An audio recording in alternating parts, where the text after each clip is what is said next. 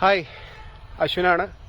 അപ്പോൾ ഈ ചെറുതേനീച്ച വളർത്തുന്ന ഒരു ഹോബിയാക്കിയതിന് ശേഷം ഞാൻ എവിടെ പോയാലും അന്വേഷിക്കുന്നത് നാച്ചുറലായിട്ട് വല്ല കൂടും കാണാനുണ്ടോ എന്നുള്ളതാണ്. അങ്ങനെ അന്വേഷിച്ചിറങ്ങിയെന്ന് എനിക്കൊരു ജാക്ക് പോട്ടാണ് അടിച്ചിരിക്കുന്നത്. കാണിച്ചു തരാം.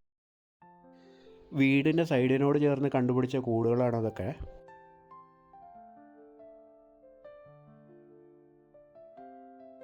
ആൻഡ് അവിടെ ദൂരത്തിൽ നോക്കിക്കഴിഞ്ഞ് കഴിഞ്ഞാൽ നിങ്ങൾക്ക് ഏഴാമത്തെ ഒരു വലിയ കൂടാണ്.